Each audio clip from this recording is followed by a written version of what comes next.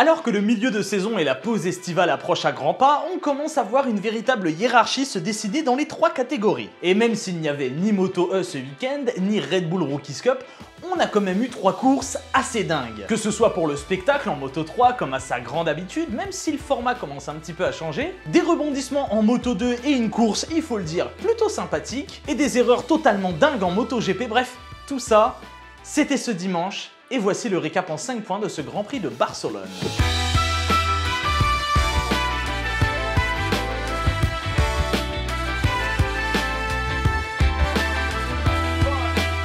Izan Guevara aura vécu un Grand Prix du Mugello un petit peu particulier la semaine dernière. Une fois la ligne d'arrivée franchie, il aura été déclaré vainqueur de la course, puis sera finalement destitué de sa victoire pour avoir franchi les limites de la piste dans le dernier tour. Les montagnes russes pour un pilote espagnol en Italie. Mais voilà qu'il débarque sur ces terres et surtout prêt à prendre une grande revanche. Il fallait avant tout ça faire face à beaucoup de pilotes dont les deux léopards, Denis Foggia et Tatsuki Suzuki, mais aussi son coéquipier et premier rival, Sergio Garcia. Et bien qu'il y ait sur ce circuit une ligne droite longue de plus d'1 kilomètre, les léopards n'auront pas su s'échapper, bien qu'elles aient un moteur pourtant réputé comme étant le meilleur en vitesse de pointe de la catégorie. On dirait même que depuis quelques courses, les KTM Moto 3 semblent meilleurs que les Honda. En tout cas, c'est ce qui semble se dessiner course après course. Les pilotes gaz-gaz arrivaient donc à suivre la cadence dans la ligne droite, un net avantage sur ce circuit.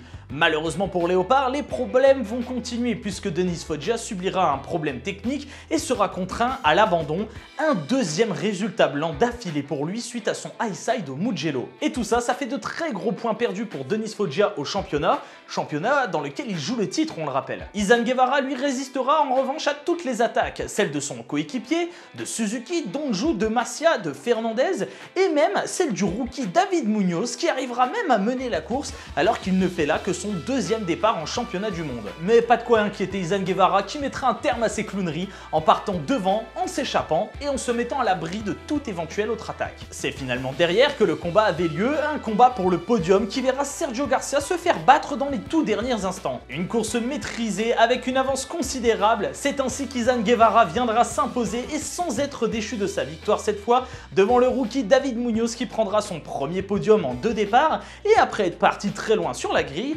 et Tatsuki Suzuki qui tient enfin un bon résultat avec la Léopard. Lorenzo Felon avait quant à lui fait une belle qualification, 4ème le samedi, mais aura eu un problème de pneus qui le laissera finir en dehors des points. Côté championnat, Sergio Garcia reste en tête avec 16 points d'avance sur son équipier qui revient petit à petit. Jaume Masia est 3ème avec 103 points et Denis Foggia désormais 4ème, toujours et seulement avec 95 points suite à ses 2 abandons récents.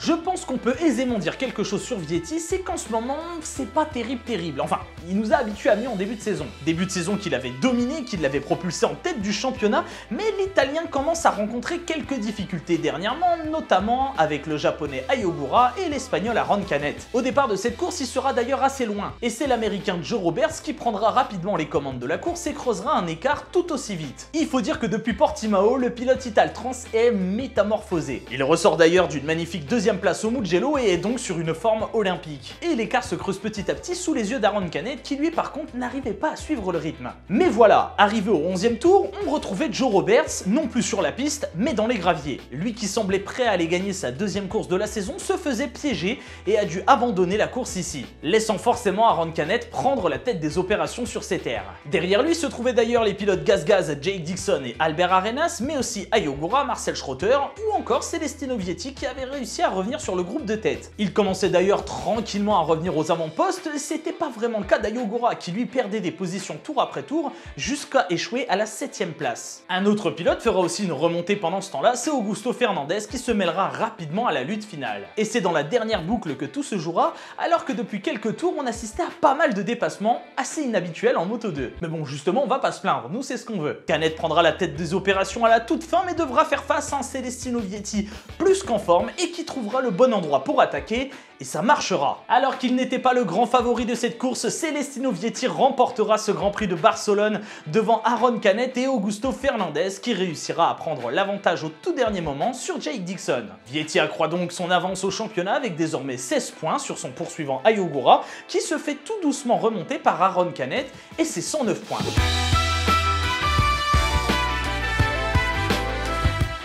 Bon, chaque pilote a son circuit qu'on appelle le jardin. Un circuit qu'il connaît si bien qu'il est vraiment difficile de le battre là-bas. Par exemple, pour Marc Marquez, c'est au Sachsenring en Allemagne. Et pour Fabio Quartararo, je pense qu'on l'a bien compris que c'est ici, à Barcelone. C'est là son jardin. Déjà, c'est là-bas qu'il obtient sa première victoire en championnat du monde. C'était en Moto 2 en 2018. Il y fera également son premier podium en MotoGP en 2019 et finira par gagner cette course en 2020 dans cette même catégorie. Mais depuis, c'est un petit peu plus compliqué pour Fabio Quartararo là-bas. On se souvient de l'an passé où il fut pénalisé pour avoir roulé combinaison ouverte suite à un défaut avec la fermeture, il jettera même son chest protector. Mais le voilà prêt à affronter une nouvelle fois ce circuit de Barcelone et on pourrait se dire que cette longue ligne droite d'1 km allait lui poser de grands soucis face au Ducati.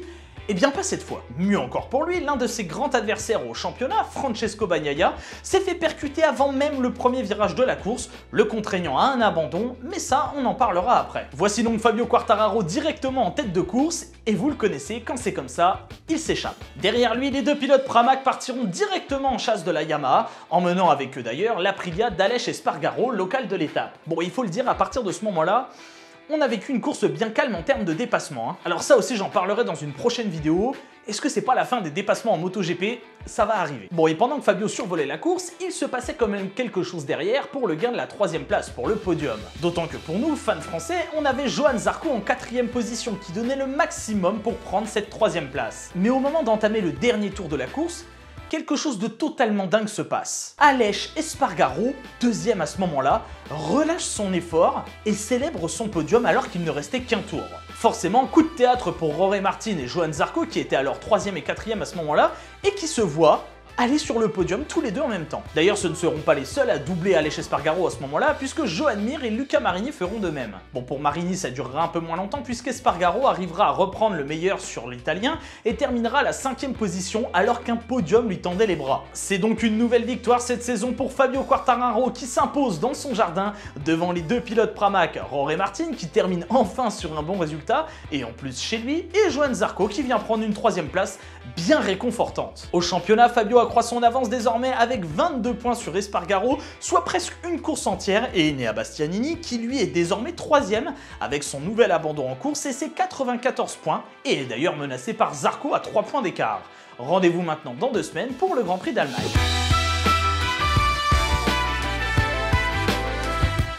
Bon, j'en ai parlé rapidement juste avant, mais il y a eu un incident avant même le premier virage à Barcelone ce dimanche. Un énorme accrochage qui aurait pu être très grave.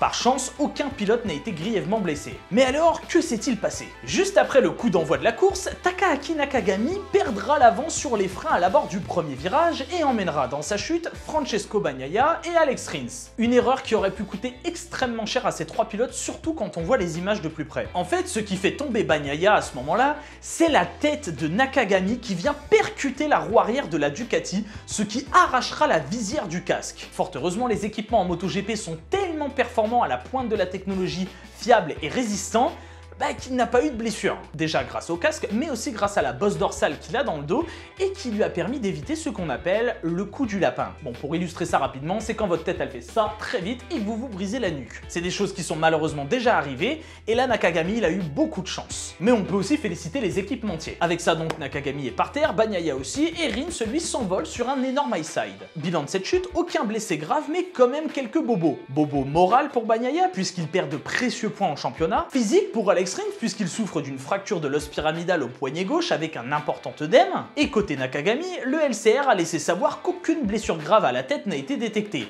Le japonais ressent une douleur à l'épaule droite, mais la clavicule semble ok. Par précaution, il a quand même été gardé en observation à l'hôpital et d'ailleurs, Rins et lui-même sont à l'hôpital et loupent les tests aujourd'hui. Bon, tout ça n'est pas sans rappeler l'énorme chute qui a eu lieu sur ce même tracé en 2006 dans ce même virage, impliquant plusieurs pilotes comme Giberno, Capirossi, Melandri, Depugnet, Pedrosa et Hopkins. J'avais déjà fait une vidéo sur le sujet expliquant que pour moi c'était l'une des plus grosses chutes que je n'ai jamais vues en MotoGP, le lien est dans la description si ça vous intéresse. Tout ça c'était dû à un pilote qui était passé par-dessus la moto puisque son levier de frein avant avait touché un autre pilote. Forcément quand c'est comme ça pile direct les MotoGP et ça part en soleil. Depuis cet incident, on a justement des protections de levier de frein avant et la sécurité ne cesse d'augmenter. Enfin bref, bilan de tout ça, tout le monde va bien, c'est le principal.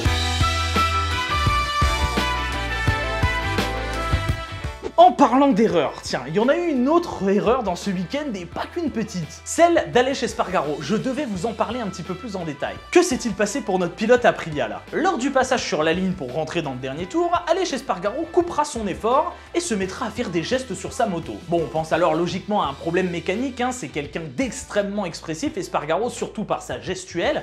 Donc jusque-là, bon, rien d'anormal, même si on était forcément déçu pour lui. Sauf que non, Aleix Espargaro commence à faire des signes, non pas pour se plaindre d'un éventuel souci mécanique ou technique, mais bel et bien pour saluer la foule, saluer son public suite à son podium. Le petit souci dans tout ça, c'est que c'était pas vraiment le moment de saluer son public, puisque la course n'était pas finie, on rentrait dans le dernier tour. Autre souci, c'est qu'il met un certain temps à s'en rendre compte et qu'entre-temps, 4 pilotes le passent, Martin, Zarco, Mir et Marini. Espargaro se retrouve donc 6ème à ce moment-là, se retourne et voit que tout le monde continue d'accélérer, et c'est là qu'il reprend les gaz. Il se remettra alors le plus vite possible dans sa course et reprendra la place de Marini pour terminer 5ème, alors que la 2ème place semblait acquise. Forcément, beaucoup de tristesse pour lui, il s'en veut énormément et il le dit lui-même, c'est sa faute.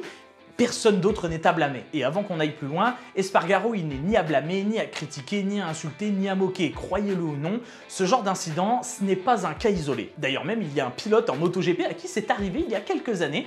Il roule encore maintenant dans la catégorie en 2022. C'est déjà arrivé plusieurs fois par le passé. Je peux vous prendre par exemple Julian Simon qui a fait cette erreur en 2009 sur ce même circuit en 125, laissant la victoire à Iannone, ou encore Alex Rins en 2014 en Moto3 à Brno qui laissait la victoire à Alexis Masbou. C'est arrivé dans le passé, c'est arrivé ce dimanche et ça arrivera très certainement encore. C'est sûr que c'est triste mais il faut voir pourquoi ce genre d'erreur arrive. En fait, lorsque vous êtes en course, il y a plusieurs façons de savoir combien de tours il reste. Et en plus de ça, les façons de compter ou voir les tours, ça diffère suivant les circuits. Les pilotes peuvent être par exemple pas notés par leurs équipes, voir sur les écrans géants le nombre de tours restants, ou même ici à Barcelone, regarder tout en haut de la grande tour au bout de la ligne droite. Ils peuvent aussi compter dans leur tête ou il peut même y avoir une erreur de la part de la direction de course.